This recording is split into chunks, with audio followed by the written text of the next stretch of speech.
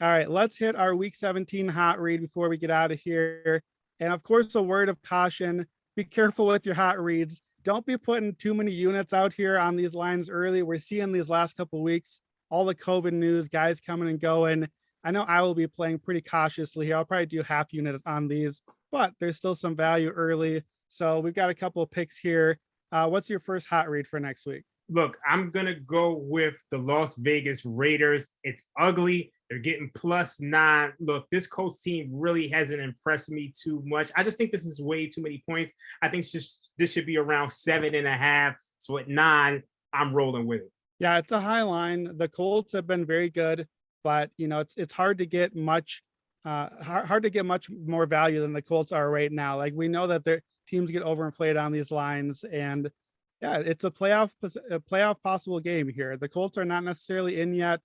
They could still win the division. They can miss entirely, and the Raiders are in the mix. The Raiders have been very unpredictable, so I don't hate that one.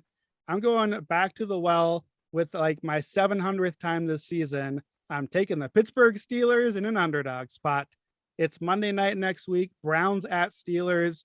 Steelers, I think, should be favored here. They were favored coming into the day, and then they were absolutely terrible against the Chiefs. That didn't surprise me. The Steelers are not going to beat the Chiefs in Kansas City. Kansas City is a way better team. It's a bad spot, but Pittsburgh, they just lay an egg sometimes. It wasn't their day. Now it's a home underdog spot. They went from -1 this morning to +3 now at home. Mike Tomlin against the spread as an underdog after week 5, 35-13-1 against the spread. We keep saying it because it keeps hitting.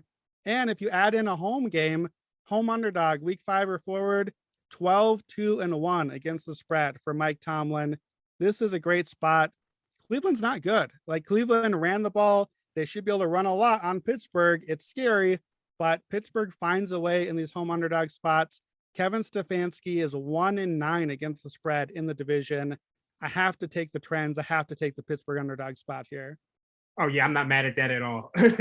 Like I mean, it's tough. I don't know because they've been just getting outscored so much in the first half of these games. I don't really like either one of these teams, but you got an underdog. I can't be mad at that. My second pick is actually, look, this is as square as it gets, but I'm taking the Tampa Bay Buccaneers -13 against the New York Jets. This New York Jets team can't stop a nosebleed. They probably should have lost to the Jaguars today. They're dead last in EPA per play on defense. This is not a team that you want to back really under any circumstances. Tom Brady's going to go out there and step on his team in the same way that he has done throughout his whole career. We're taking the Buccaneers before this goes to 14.5 or something like that. I see that one. I would love to, for my second pick, I'd love to take the Eagles here at Washington. However, again, we're recording this during the Washington game, so we don't really know where that line's going to set up. Philadelphia just played Washington on that weird short midweek game, dominated, like more than doubled them in yardage. I know Washington was missing a lot of guys, but I like the Eagles a lot there if you get that one at a field goal or less on the road. But since we don't know that one yet, I'll ugly it up with you, and I'm going to take the Detroit Lions +9 in Seattle. What are we doing giving Seattle 9 points at home? Come on. The Seahawks season is over. They're 5-10. Look at the last 7 games of the season so far. Last 7 games, Seattle is 2-5. They just lost at home to Matt Nagy and Nick Foles. They lost at home to them. The Lions during those same 7 games have either won or tied or lost by 1 score in all but one of them. The Lions are hanging around. They're not getting blown out. They're showing up and biting kneecaps.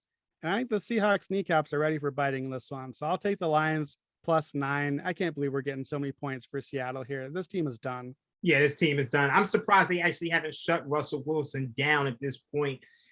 It's truly shocking because they don't really have anything to play for. Yeah, I'm with you on that one.